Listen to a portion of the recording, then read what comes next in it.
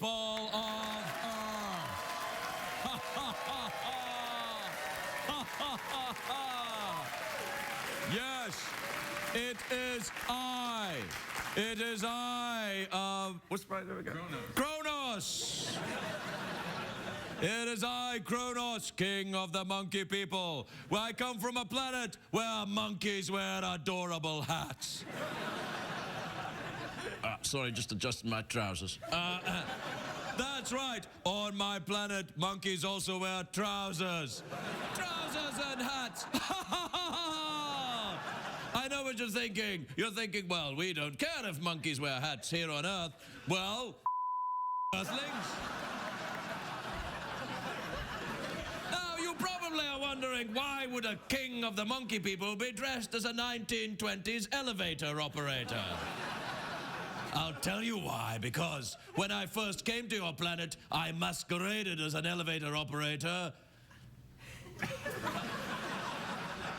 So, fooled you. Anyway, here's the thing. I haven't been around this show for a while because they had something which they were calling material. Luckily, that's dried up, and I have now returned with my time-filling nonsense.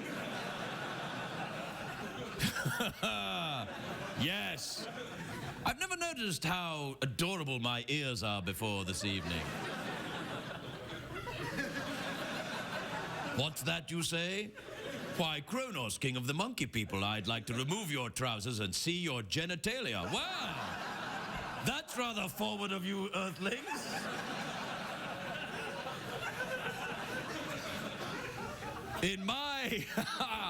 On my planet, when you remove someone's trousers and view their genitalia, that's a prelude to something we call marriage.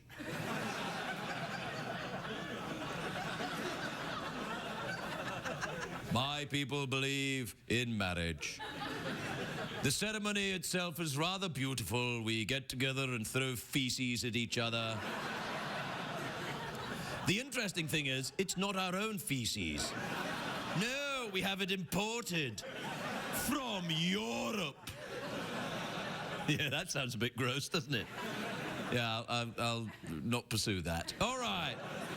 Anyway, here's the thing. Tonight's show is very exciting because, okay, it's not that exciting.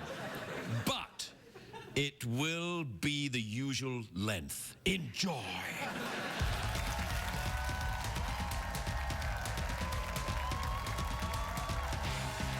The Late Late Show with Craig Ferguson, sponsored by Progressive. Visit progressive.com today.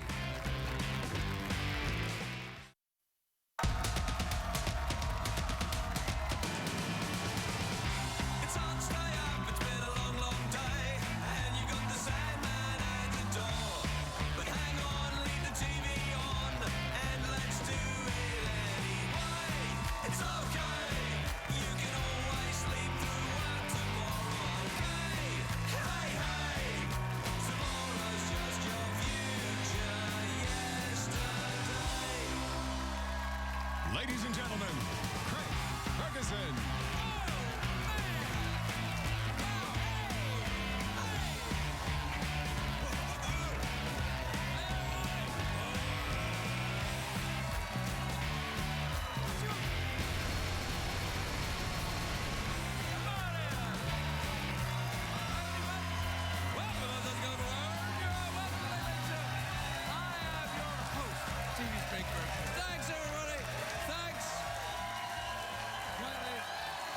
Please. It's all right, everybody. It's all right. Sit down, relax. It's all right. The reign of terror that the warm-up comedian had over you is over.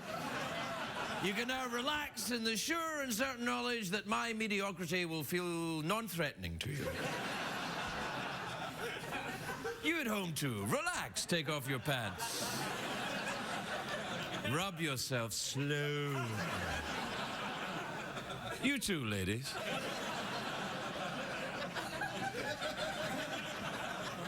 I think this is the best smelling audience I have ever smelled. I do.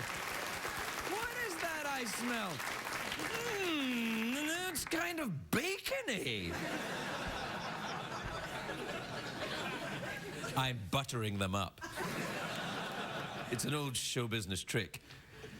Why don't you butter yourself up at home? You too, ladies. Hey, it's a great day for America, everybody. Yes, it is. It's a great day for America. And it is a great day for us here at this show. It's a very special show tonight. It's not, it's the same old...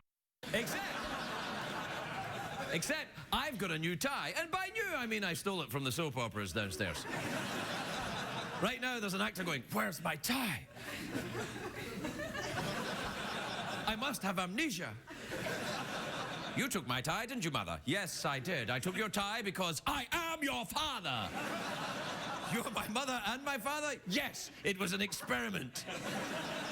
Involving... In your pants. In your pants, yes. I like the occasional experiment. In your Your pants, yeah. Anyway, no, this is actually a very special show because we've got a great guest. Not that we don't normally. Anyway, we've got a great guest. Lewis Black is on the show, which is fantastic. Yeah, no, Lewis, you probably know Lewis from his stuff on Comedy Central. You know the stuff. Don't tell him I did that. But you probably don't know that Lewis is also a celebrated playwright. It's true, he wrote the plays In Between Songs. He wrote One Small Hitch, A Streetcar Named Desire.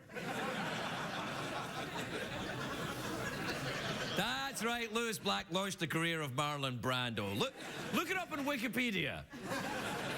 Also on Wikipedia, you will find that I play the harp and I have 3 nipples. Which is actually wrong. I have 5. 2 of which are mine. Look, all I'm saying is Wikipedia is not a source, all right, journalists? Okay, good. What am I talking about? Oh, Lewis Black and the playwright thing. Yeah, because when I was a young man, I wanted to be a playwright. I got the whole playwright uniform like Shakespeare had. I had the big puffy pants and the collar that looks like the thing that dogs have to wear when they have an operation, which didn't help. My plays were terrible, but that collar kept me from licking myself. For a while. But love will find a way. Which is also the name of one of my plays. It was about a guy who licked himself. Can't touch that. I am, and I'm still fascinated by the theatre. When I was a younger man, I was an actor. Well, you know, I hung about with actors. I did a play in New York City. It was a dingy theatre. There was no money. The producer said I'd get to play pretend with attractive young women. I'm like, I'm in. And then it turns out it was dudes pretending to be attractive young women. I should have known better when they said they were updating Shakespeare with a production called The Merchant of Penis. And that their last production was Romeo and Romeo. Well, for that, Romeo, I'm over here. It's a very short play, but it has a great sword fight. Wink, wink. What'd you say? Wink, wink. Wink, wink. Yeah, no. Wink, Yeah, all right. wink. Wink, All right, wink. that's enough. Anyway, what I'm saying is I like the theatre. Most Hollywood actors don't like doing Shakespeare or live theatre because there's no do-over if something goes wrong, like if they blow a line or their nose falls off or something. And that can happen in Hollywood. That's right, they have noses where their breasts were.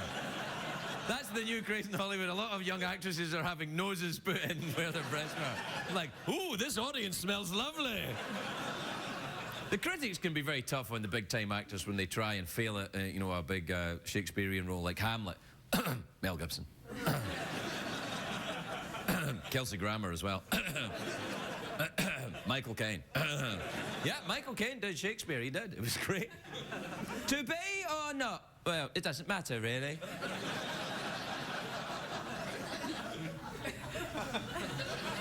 Do you know who did Shakespeare? Al Pacino did Shakespeare. He's awesome, but no matter what character he plays, you can always tell it's him. It's like, to thine own self be true, ha!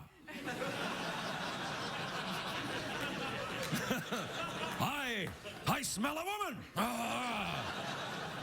Fredo! Come on, that's pretty good acting.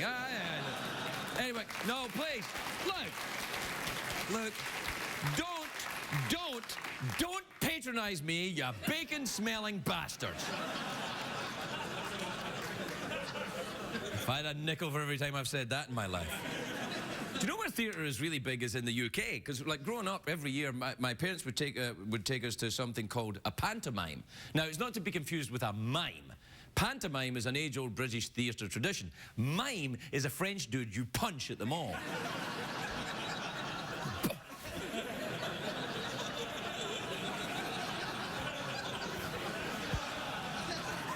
Nailed it. Thank you. Now, pantomime is kind of a low-budget kind of theatre, stale jokes, bad lighting.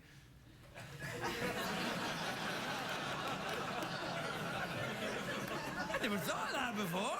It's kind of like this. They even throw candy at the audience in pantomime. But in Britain, to be fair, the audience doesn't have the teeth to eat it. They just gum the nougat. By the way, gum the nougat was my signature breakdancing move back in the day. Look, he's got to gum the nougat, yeah! In your pants. In your pants. Whew, let's rest up and enjoy some ads. What the was that? Now, you see that? I'm sorry, bacon-smelling audience, if I have offended your pig aroma sensibilities, but he's become self-aware. You have become self-aware. Yes, you have. Duh.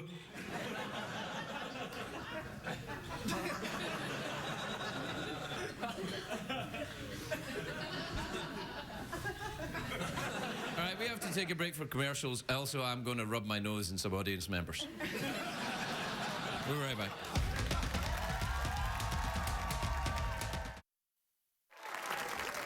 If your life leaves you with questions, seek advice from under the sea. Dear Aquaman,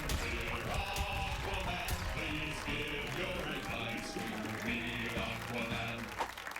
Greetings, this is I, Aquaman, and I have no nipples. Oh, thank you, fish. That's fish, isn't it? This letter says, Dear Aquaman, what should I get my wife for our 30th wedding anniversary? Nothing. She resents you and is quietly counting down the days until you die.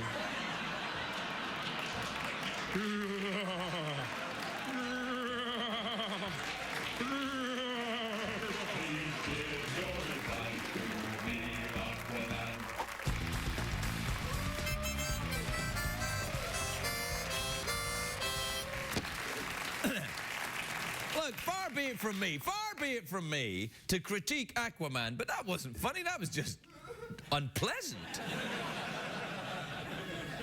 Well done, Aquaman. Well done. I'm going to talk like this for a while. Yes. I know it's annoying and making you a little uncomfortable. That's why I'm doing it.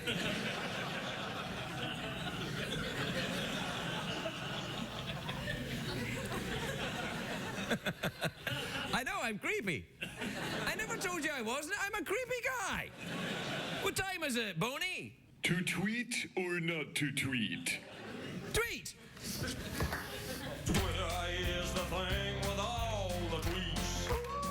You and your friends stay in touch but never meet. So now the time has come to check the tweets. And your email partner, ass mode.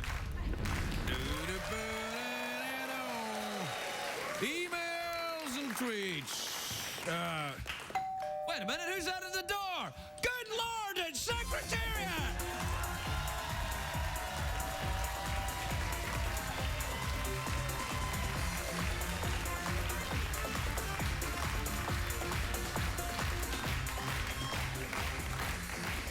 All right, there you are.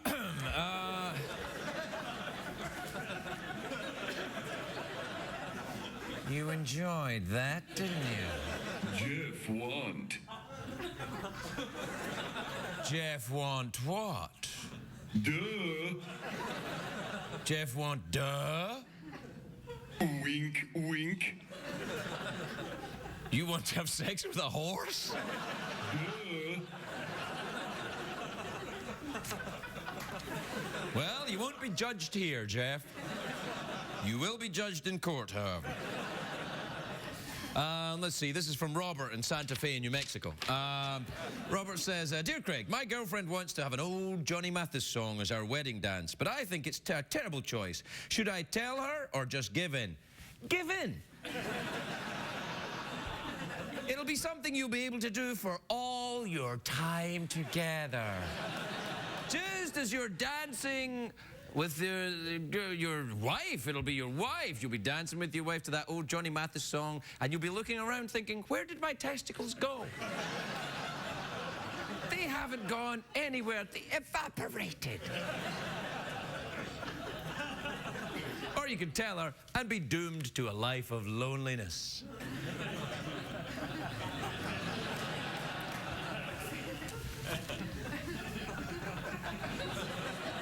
Perhaps you'd like that, wouldn't you?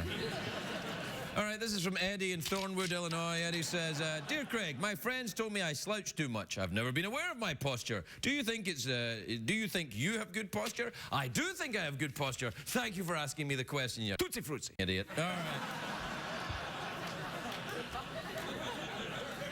I look forward to your mail.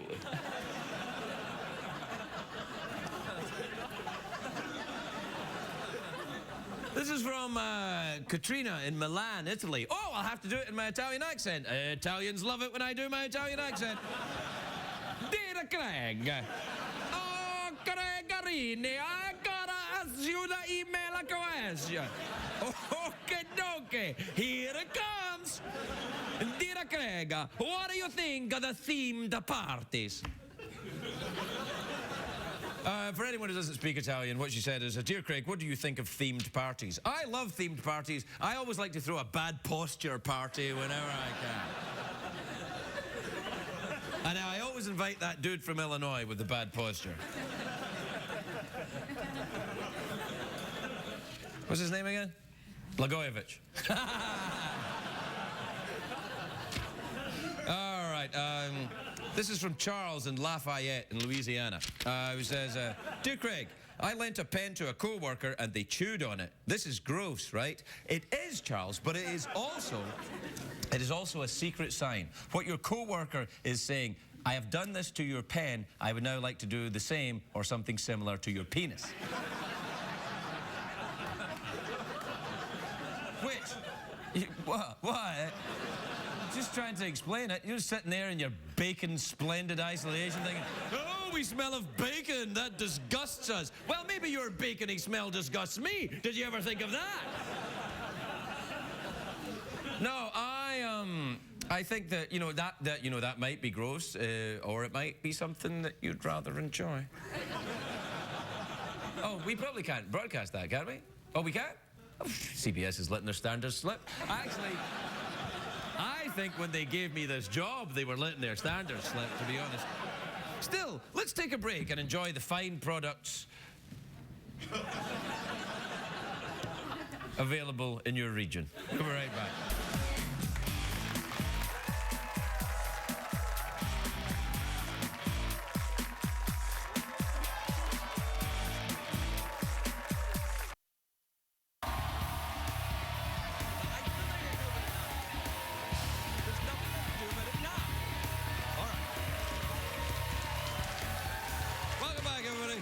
Welcome back. I'm sorry that you caught Jeff. Jeff and I are having an argument. Jeff wants to meet the horse, and I'm like, Jeff, that's disgusting. You complete me. My first guest tonight is a comedian and an author. It's almost as if he writes comic-y things down and either says them or doesn't. Like, you could write it down and just say, oh, well, it's finished, it's just a book, or I'll say it out loud and make more money. Yes, please welcome the extremely wealthy Lewis Black, everybody. Lewis Black.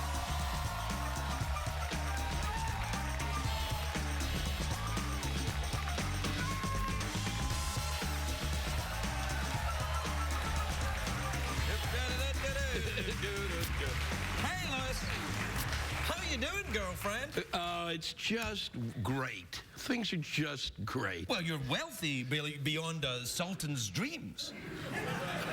Where do you get that information? I made it up! I made it. Look, this is television. You know that. You make stuff up and then you say it's true. No, I am doing well. Are you really? Yeah, I am. Are you very wealthy?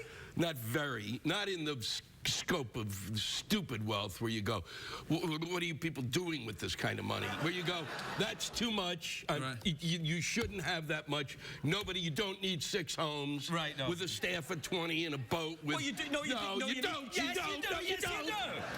Look, if you've got 6 homes, you need a staff of 20, don't you? Because if it's one guy, then what? He can't get around all 6 homes, can he? Well, just vacuuming and keep him dusting? on the move. Keep him on the move. Keep him on the move. All right, then. Well, Get him a private jet. You've got a private jet? No, of course I don't have a private jet. So, on a scale of how wealthy you are, like, let's say super wealthy Oprah, and then let's put Andy Dick, right? Right. So, between... Right. So, Oprah, Andy Dick, where would you be? More Andy Dick or Oprah? More Andy Dick. So you're... Not Andy Dick-like, but more Andy Dick. In your pants. This... I'm so over it, I can't tell you. But what... I just want to know why, when you could have hired a human being to kind of, you outsourced it to a machine. Yes. You outsourced a comedian's job. Yeah. It's like you hiring only one guy to look after your 6 homes. That's what it is. No, I wanted...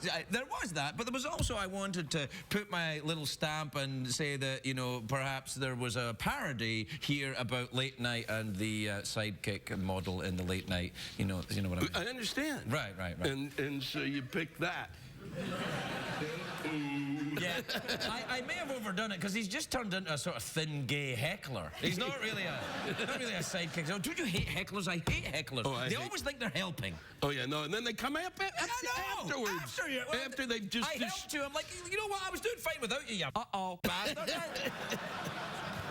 They're unbelievable. They're and then they yell stuff. And a lot of the times, they're completely drunk. They don't know where they are, and then they just yell stuff like "Potawatomi," and you go, and you sit there, and go, what? And then you try to figure it out because Potawatomi? Yeah, haven't you had somebody way in the back of the room yell something and it's incomprehensible? It's like a hearing test. Yes, but I've never had anyone yell Potawatomi because that would actually get my attention. A Potawatomi is a very complex operation. What is it? I would love to hear your version of what a Potawatomi is. Well, it's actually a procedure that was performed by Native Americans on constipated tribesmen. Wow. Well, I am glad I'm not inside your head. Oh, I am. Well, listen, tell me this. How are things going with the touring and stuff? The touring is going well. Yeah. Do you still go around in that bus that you have? I still have the tour bus. I see, that's good. I like that idea. Yeah, because I can't do the airport. The airports are hellish. Oh, my God. I can't. No. That's the thing with my 6 homes. I don't know what to do. Because of the... So you live on this bus, kind of like the Partridge Family, you and some partridges. Yes, we've and a little fetal pig. It's a wonderful family. If you can Potawatomi, I can fetal pig. Yeah, all right.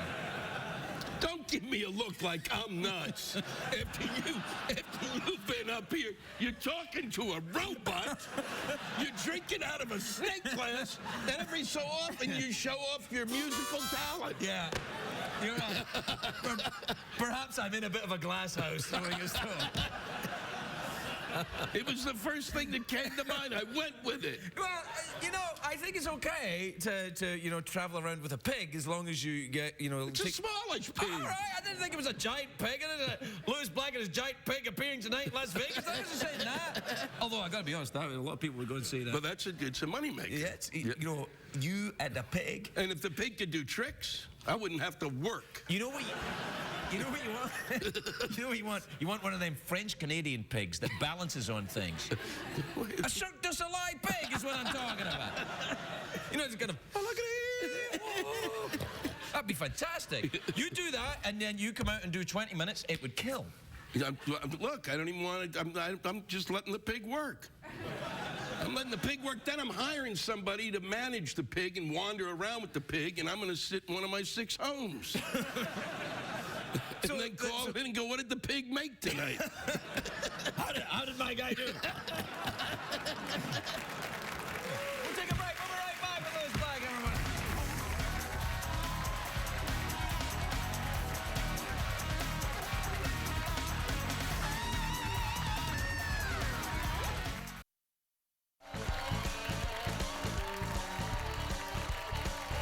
Welcome back, everybody. Welcome back. I'm here with Lewis Black, who apparently is a spokesman for the American Bacon Society. Do they have a society where you all sit around and talk about... Oh, no, never mind. No, but you know what I like? I do like barbecue. I love barbecue. Well, you not even eat barbecue? Yes, of course I eat barbecue. Okay. When did bacon suddenly, like, you don't eat bacon? Oh, you don't like barbecue? Well, what is the next... oh, you don't eat bacon? Are you a member of Al-Qaeda? It doesn't go like that. I mean, does it ever occur to you that you may jump the gun sometimes? You sometimes, I mean, you know, you're my friend, I love you, but sometimes you just go a little too far, too quickly. Well, I do sometimes. Right. Do women ever say that to you? No. See what I did? I got you and then boom, right there. Yeah, but you have a relationship with a robot. Wink, wink. It's actually not bad, you know. I mean, it's not gay if you do it with a robot, right? No. Duh. No, it's not. And anyway, even if it was, I don't judge people for their sexuality. That's not me. It's what do we call it? Metophilia or something? Metalphilia, that's Yes, right. it's a different thing. Isn't that a show on VH1? Metophilia. Rock and roll. With Bret Michaels. How about that Bret Michaels now? I mean, he's got a lot of shows going on. He's got a lot of shows, and they just keep opening them up and putting them back together. You know, that headband of his, do you think Bret Michaels is bald or he's got some kind of... He may be growing something. Yeah, I don't know. You put, you know, like you put grass under a tarp, and then it'll come up. Do you do a lot of gardening? Do you enjoy gardening? Like maybe on the roof of your bus? Do you think, do I even vaguely appear to be someone who likes whistling in his garden? Oh, look, here are the chrysanthemums. I've never been happier. Actually, you know, you did look kind of comfortable there when you went chrysanthemums and happy. I don't know. I think you might want to get... Well, how do you relax then? You've got to relax. You'll go crazy if you don't relax. I play golf. Oh, man. How sad. Do you? You don't. No, But you come from the country that gave us golf. No, that's exactly why I don't. I emigrated to escape from the tyranny of golf. The entire country, everyone's putting all over the place. Oh, you'll be off to the golf. No, I'll not be off to the... I'll be reading a book. No, you're off to the golf. Golf everywhere. People golf indoors. What do you mean they golf indoors? You know, they get little green carpets and they put the ball up to it. I don't do that. You do that, don't you? No, I do not. I've never done that. You do that in your bus with No, your pig. You're out of the way, Porky, pig. No. No, I've never done that. I have never putted Well, up you're my... thinking about it now that I've brought it up. It might be... No, I don't practice. You don't practice and then you play golf? That's not relaxing. That'll drive you... That'll make you even crazy. Well, there's a quality of, you know, the thing about golf is you can achieve a quality of self-hatred that I can't achieve in my daily life. I see. You know, like in my daily life, I'm constantly, you did this, I'll go off the show tonight, I'll go, oh, you should have said this, and you should have done that, oh, you disgust me. And then, but when I get out on the golf course, you know, when I get a chance to really relax, I really get to hate myself. Oh, I see. So then when I come back to real life, I go, at least I'm not playing golf. Well, now, Well, what do we think about Nietzsche saying that self-loathing was the supreme arrogance? Do you think actually that you really, really are a very arrogant man and that's why you hate yourself? Or was Nietzsche talking rubbish and was an anti-Semite with syphilis? And it might have been a bad translation of the German. It might have been that too. Yeah. Do you speak German? No, I'm Jewish. Yeah. You don't really... Don't. You don't. Yeah, I see where you're going. You don't go French, Spanish, oh boy, German. Plus, it's a language that isn't funny. You can't do humor in German. Oh, wait a minute. I know you're going to try it. All Don't. right. All right. Don't. Oh. No, go ahead. No, you do a German. I'm going to do some German comedy right now. You ready? I can't, I've been waiting all my life. All right. Here we go. Als wat? And no, bleep that. That's the injustice. That's the injustice. But you'll have to use a different flag. You can't bleep a German cuss word with a French flag, or Europe will erupt in flames. We'll have to beep it with a Auf Wiedersehen or something. Do you ever just talk in a German accent then? Just you know. I don't do accents. That was a bit of a bark. What? Yeah. Is somebody in the audience ill? What? What? Oh, it's the dude from Canada. Do you speak Canadian? You're up there a lot. I'm up there a lot, Yeah, but I don't have I can't do accents. I have no ear. I don't know. I mean, I've try. got these, but they don't work.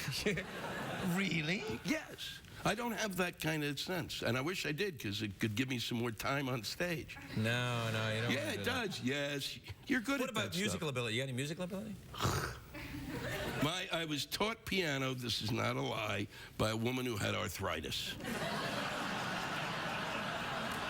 It is. So you're pretty good on an iPhone then. You know, I mean, seriously, to watch, well, to watch a woman with arthritis teach you it's piano terrible, yeah. with those little tiny parakeet hands. Yeah, it's very, very bad. That's not funny at all. I look forward to your mail. Yeah, really. Hey, well, look, come on, let's have a. We have to finish up, but here's a fresh mouth organ. Stick that in your mouth. That'll be good. And we'll You couldn't get me a nicer one? I got a man. Why? Well, that's a pretty good harmonica right there. It's put that in your mouth and blow. You'll never be happy after that. I can't even get it out of the box. Oh, give it to me. Give it to me. It's from China.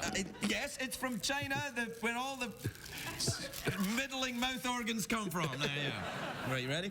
Yep. All right.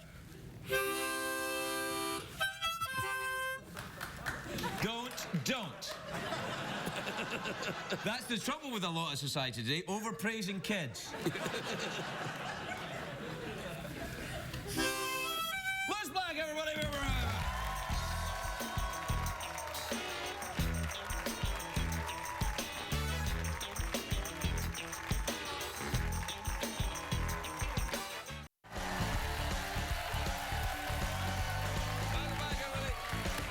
Welcome back. Now, listen, when I was 10 years old, which was 1924, my brother got me into this band that were kind of like, he said, they're the new Genesis, he said. I was like, great. And they're still together and they're playing on the show tonight. I think we're all surprised we're all alive, really. The latest album is called A Victory for Common Sense. They're here to perform The Last Plimsoll. Please welcome Stackridge, everybody. Stackridge!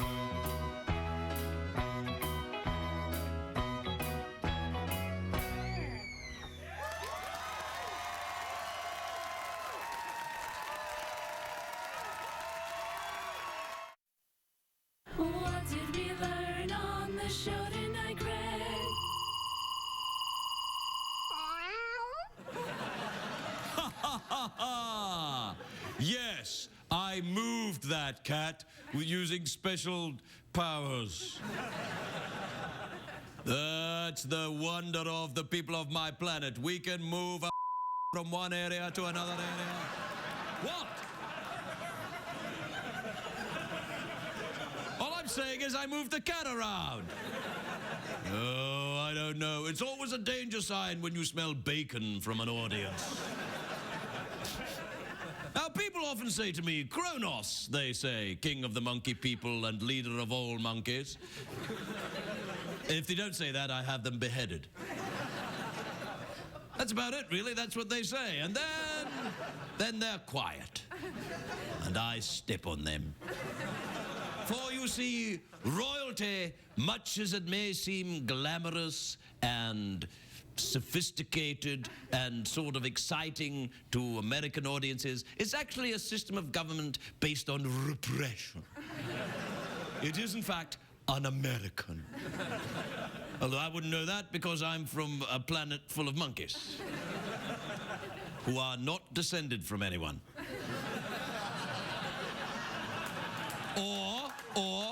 Or are descended from other monkeys, depending on your point of view.